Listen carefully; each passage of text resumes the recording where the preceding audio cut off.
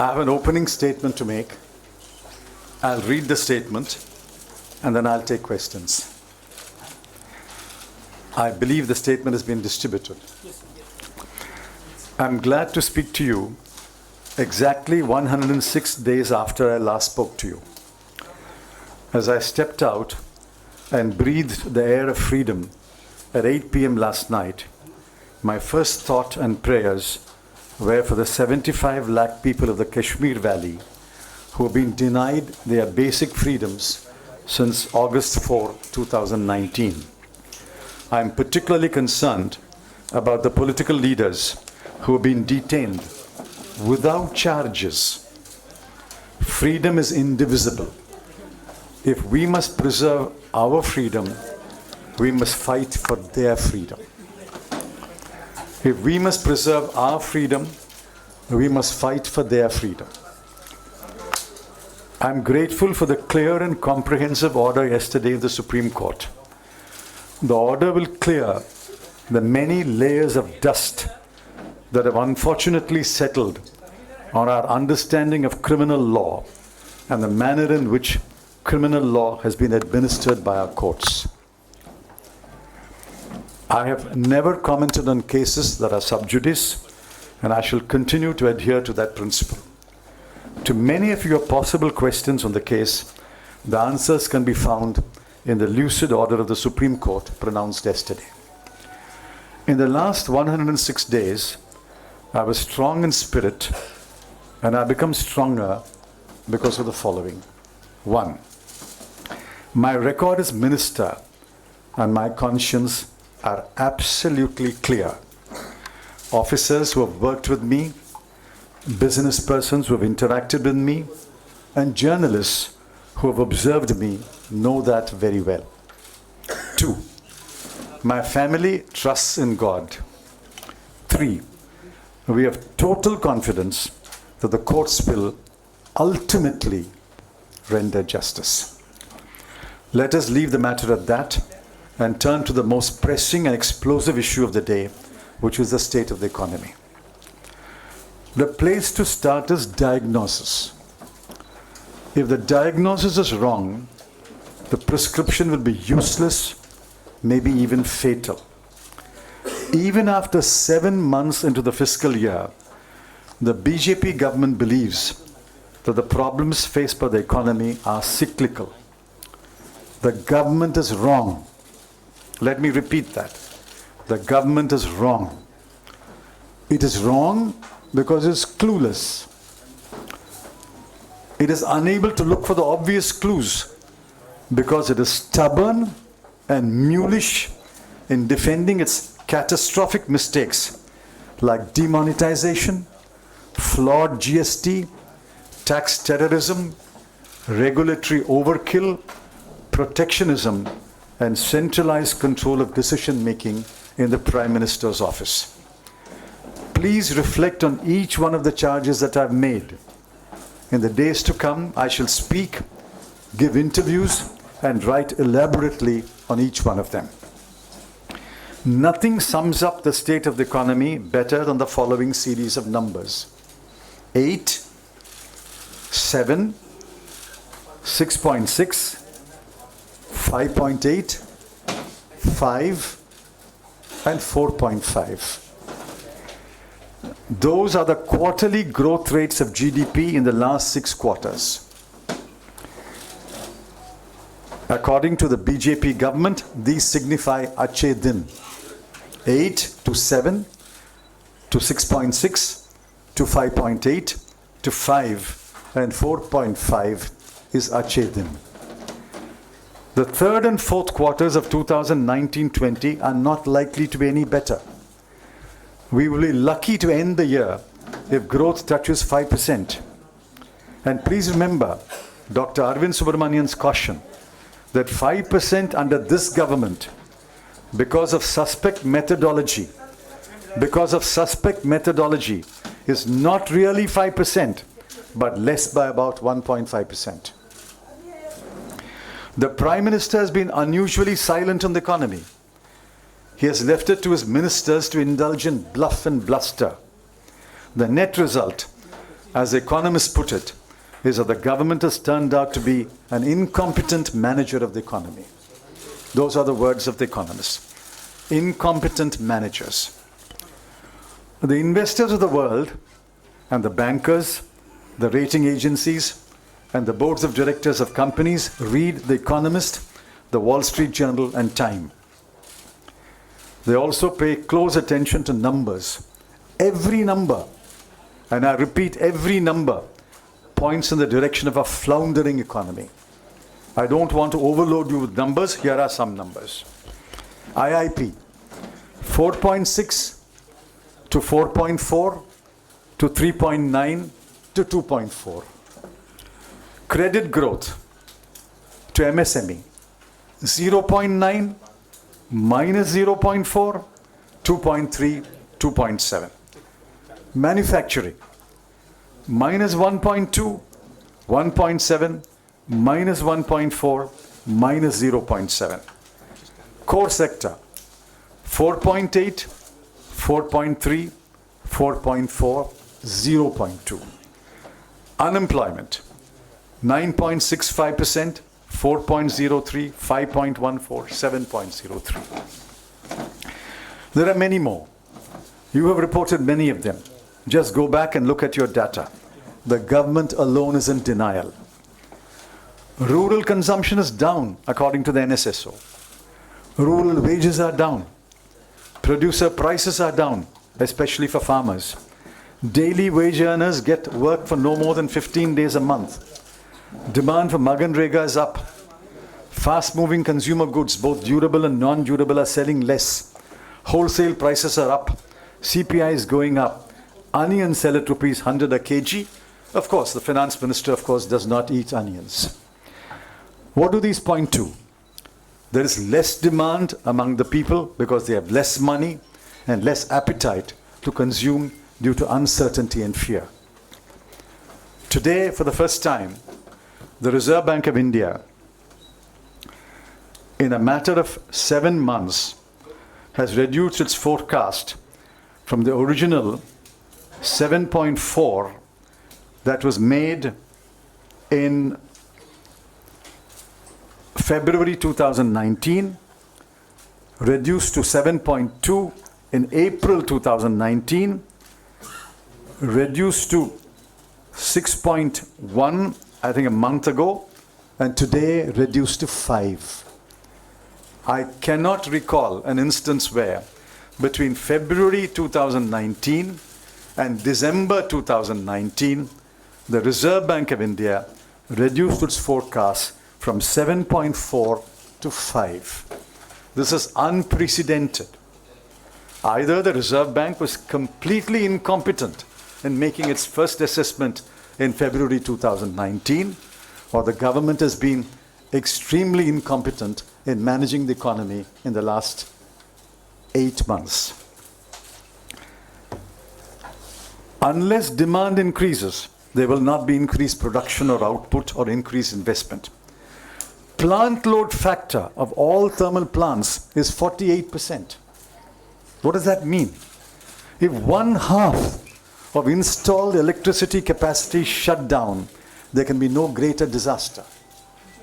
1/2 of your installed electricity capacity today is shut down. We are not producing electricity because there is no consumption of electricity. There is no consumption of electricity because nobody wants to produce any goods. 1/2 of your electricity capacity is shut down. Government is calling the present slowdown cyclical. Thank God they have not called it seasonal. It is structural, and the government has no solutions or reforms that would address the structural problems. I'm not even sure they understand the difference between cyclical and structural. The UPA lifted 140 million people out of poverty between 2004 and 2014. The NDA has, since demonetization in 2016, pushed millions of people below the poverty line. The economy can be brought out of the slowdown but this government is incapable of doing that. The economy can be brought out of the slowdown, but this government is incapable of doing that. We think that the Congress has the ideas, but nobody will listen to us. I believe that the Congress and some other parties are better equipped to pull the economy out of the slowdown and push economic growth. But I'm afraid, my friends, we have to wait for better times. Yes, questions? Moderating. Please, he will moderate. Supriya. Please keep quiet here. There's 5 or 6 of you, please. Yes. Government has come up with a plan of disinvestment of many important units, which also includes the Bharat Petroleum. How do you see this? The Bharat Petroleum is a scandal. Mr. Jairam Ramesh has already pointed it out some months ago.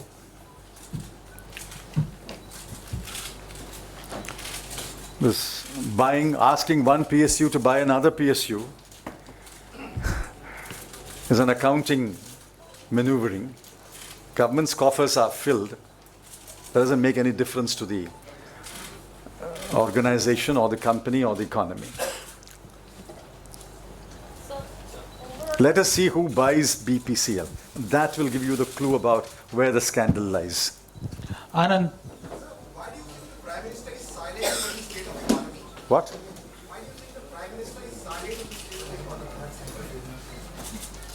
This question should be put to the Prime Minister, but you will not get an answer there either. If the Prime Minister will not answer your question, how can I answer your question? Chidambaram, to what extent is the global slowdown responsible for the domestic slowdown? Global slowdown is responsible to the extent that it affects our exports. But exports are only one of the 4 drivers of the economy. The other 3 are entirely the responsibility of the Indian government. Sanjeev ji. Sir, just to draw your attention towards the onion crisis. You've been sarcastic about the finance minister's. I was not sarcastic. I was quoting her. Yes, on her reply on the email.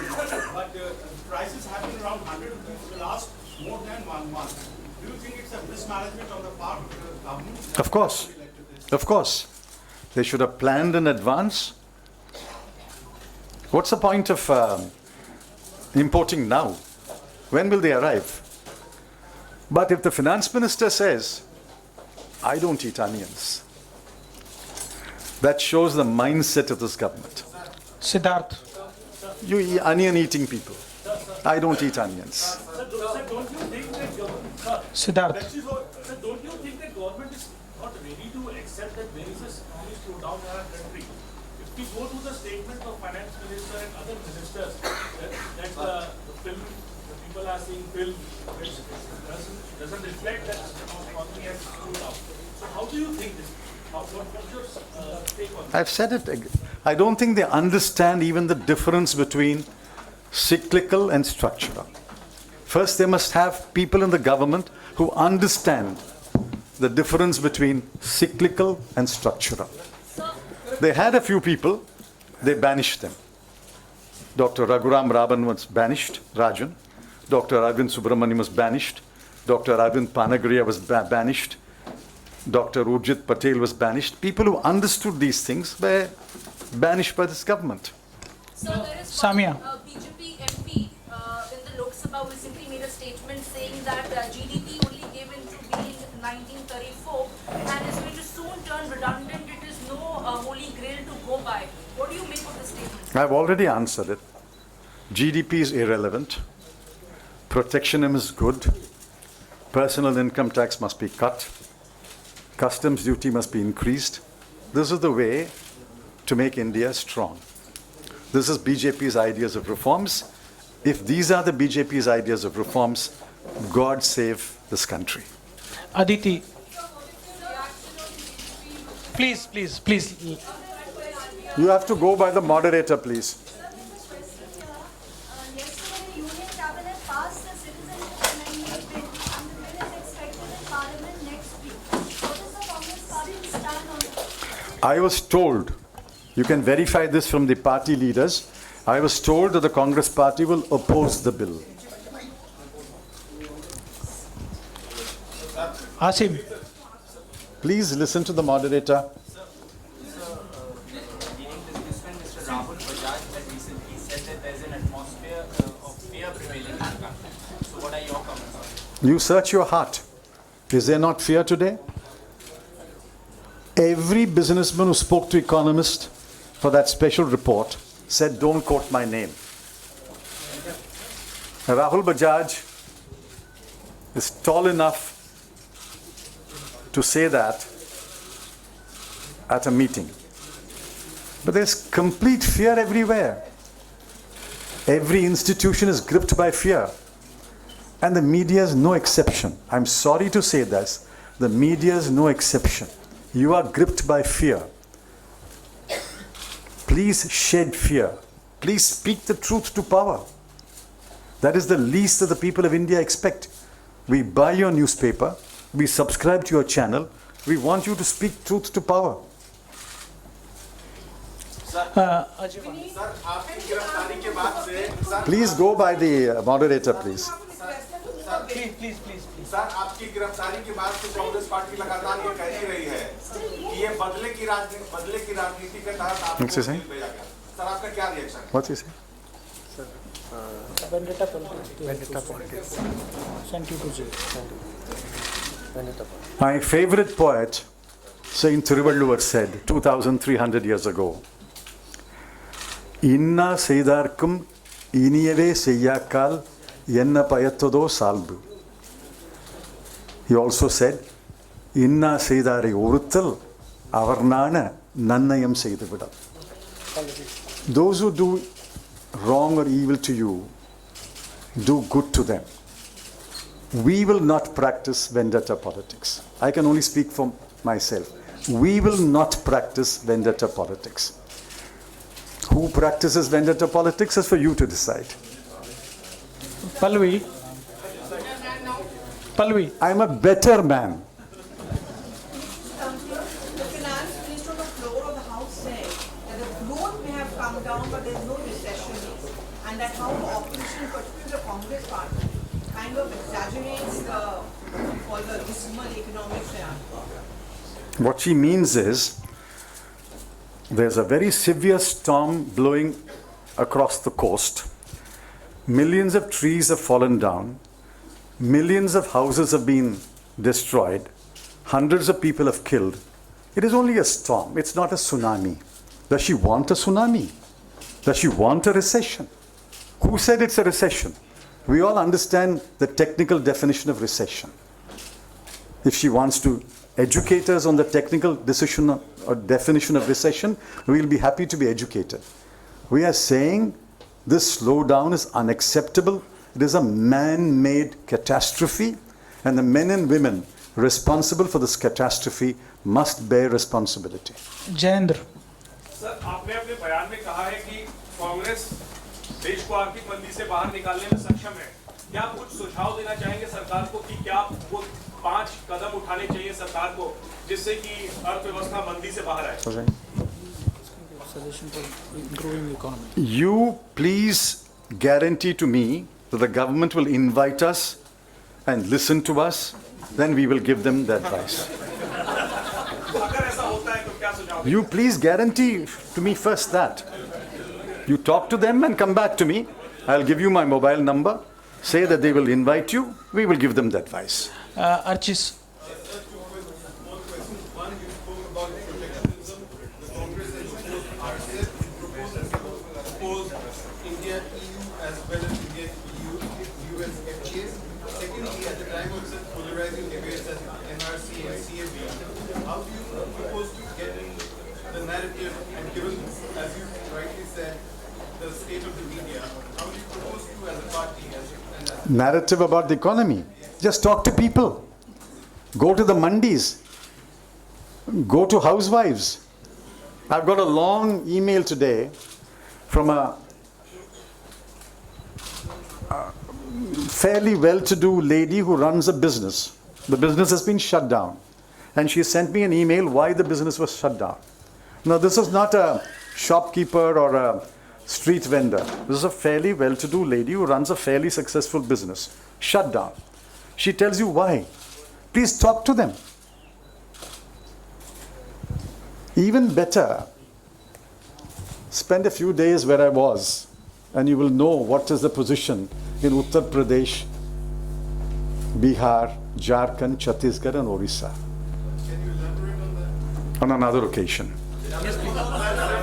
Repo rate is unchanged and GDP forecast is shortly cut to 5% from 6.1%. What is your reaction? I've already answered that, ma'am. You were not here, perhaps. Yes, please. Unprecedented that the RBI has reduced it from 7.4 to 5 in a matter of 8-9 months. Unprecedented. Yes, Kara. Can I ask you a question about Kashmir? You've been in jail 100 more days, and hundreds of Kashmiris in jails in north of India without a due process. What do you say about that? That's my first paragraph. My first paragraph of my statement today is, as I breathe the air of freedom, my first thoughts and prayers were for the 75 lakh people of the Kashmir Valley who have been denied their basic freedoms since August 4. I'm particularly concerned about the political leaders who have been detained without charges. Freedom is indivisible. If we must preserve our freedom, we must fight for their freedom. I intend to visit Jammu and Kashmir if the government will allow me to visit Jammu and Kashmir. Mr. Chidambaram, what is your response to when the BJP Please listen to the moderator. BJP government constantly says that they have been following what the UPA couldn't do in their legacy? Half the time they keep saying it's a tainted legacy, whether it's the PSUs or they put on the duty scam. What is your response? Why do they want to follow our legacy? They are wiser people. They are more intelligent. They've got a bigger mandate. Why do they want to follow our legacy? Is it because they can't create their own legacy? The legacy is what they will leave behind. And what they are leaving behind is an economy in ruins. Yes, please. The way the Kashmir has been handled, as a former minister, do you think there is a discomfort? Yes, but not for today. That's for another day. Yes. So few days back, Yes. Yashwant Sinha posted there is a death of demand in Indian economy. Do you think it's a signal of collapsing economy? I've said the same thing. There is no demand today. People don't want to buy because they have less money and they're less confidence about the future. It's a well-established behavioral fact that when you have less money and you are less confident about the future, you buy less, you spend less. Meenakshi. Meenakshi. Listen to him, please. Just.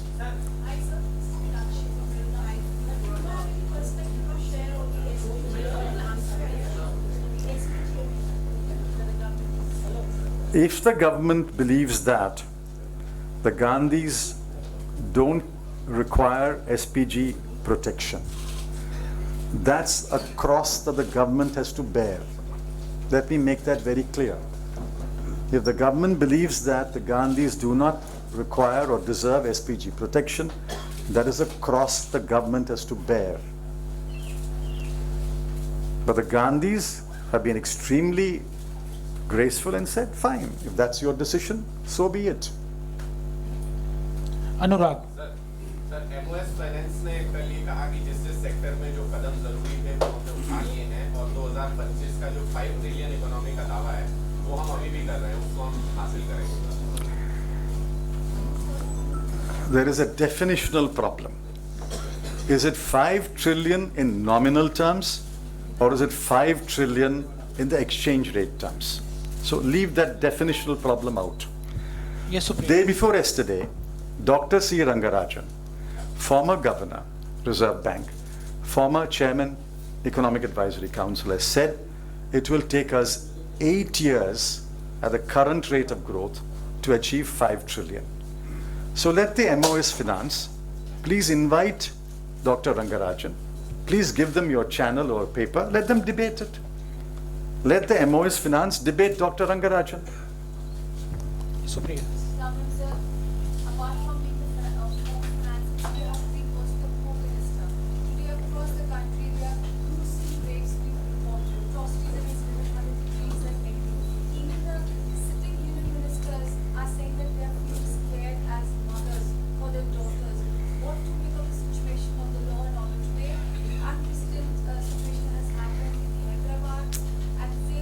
Oh, no. now Oh, no. the rape accused, more accused people are alive. So what will the law and order? I'm shocked. I'm ashamed. Yesterday, in one newspaper, I found 6 incidents of rape and lynching. In one paper on one day, 6 incidents of rape and lynching. Shameful. Shameful that a section of our people think that they can get away with these acts of impunity. It's a complete breakdown of law and order in many parts of India. What is the police doing? Where is the fear of law? Sanjay. Shameful. Government is silent. On the one side, the economy is going down. The other side is that prices are also going up, especially the consumer prices are going up. And this situation is a very peculiar situation because the economy is falling and the prices are going. There is no demand. So how do you see this gap? It's not so confusing as you think. It can happen. Economic growth can slow down, demand can slow down. Simultaneously, prices can go up because of one, fall in production as a result of fall in investment, hoarding, illegitimate activities. It can happen. So it's not so confusing. Apparently it is contradictory, but it's not so contradictory. The government, if it's a competent manager, will be able to handle it, will be able to manage it. I'm not saying there has to be an overnight miracle, but you must know how to deal with each one and bring the situation under control. Yes, please. Sir, how do you see the judicial role in your case? I don't comment on my case. And I've been told, please don't comment on your case. Yes, please. Sir, Yeah, this one. you started your statement talking about Kashmir. Yes. So in Kashmir, government have been saying everything is fine, it's been already statements and things. The few voices that are coming from there suggest otherwise, and people have also been questioning that why our peaceful protest is not being registered. Could you draw any parallels between the treatment of Colony and the treatment of, saying the situation is normal in Kashmir? No, I won't draw a parallel.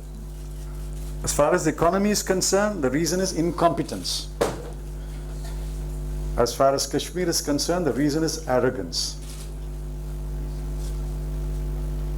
In Kashmir, it is a ill thought out, ill founded, ill intentioned design and policy to suppress the basic freedoms of the people. In the economy, it's simply ignorance, incompetence.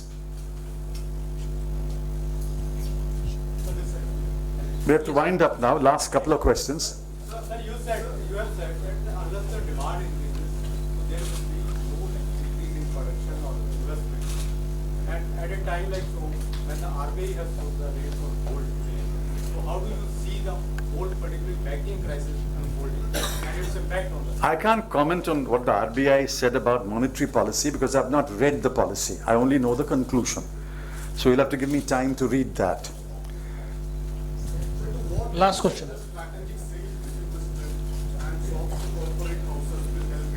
This is a desperate move. The government is going to face a huge fiscal deficit.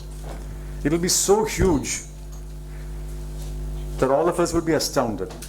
The only way they can fill the gap is either to sell so-called strategic assets or to raid the RBI once again. They've already raided the RBI once and they got away with about 1,60,000 crore. Whether they can raid the RBI once again this year, I don't know. So the only alternative they have is a so-called strategic sale. It's a fire sale. It is a distress sale. It is a desperate sale. Yes. आपके bell के argument में ये लगातार चर्चा होती रही थी कि आपका वेट 5 kg कम हो गया और आपको परेशान किया गया, चेयर वगैरह हटा दिया गया बाहर से। और क्या देश की आर्थिक मंदी का असर जेल पे भी पड़ा है क्या? What's that? What's the question? Last question. Last part.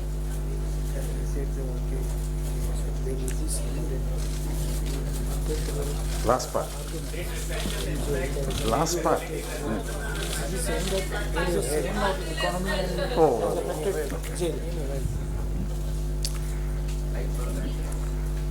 See, I was always strong in spirit. I'm now stronger, I think. But I've also become stronger in body. Let me give you a hint. Sleeping on a wooden board without a pillow strengthens your neck and spine and back. My spine is stronger, my neck is stronger, my head is stronger. Last question.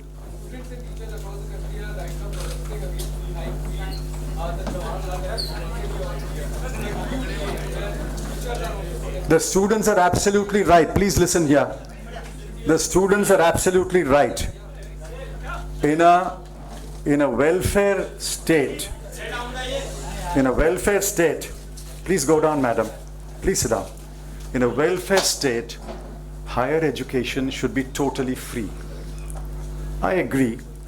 We are not in a position to make higher education totally free. If higher education is not totally free, you must only charge reasonable fees, which is why JNU is an exemplar. JNU, IIT, IIMs are exemplars. They are institutions of great eminence but charge reasonable fee.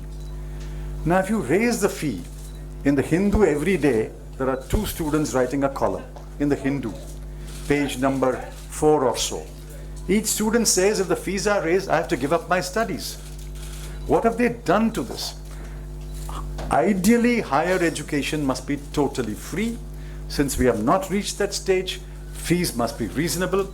I fully support the agitation of JNU, IIMC, and other institutions where they are protesting the sharp increase in tuition and hostel fees. My sympathies are entirely, and my party's sympathies are entirely with the students.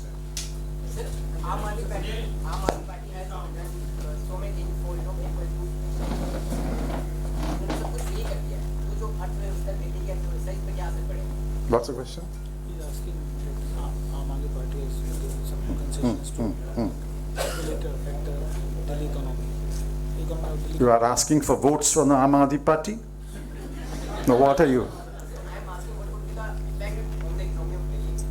Economy of Delhi.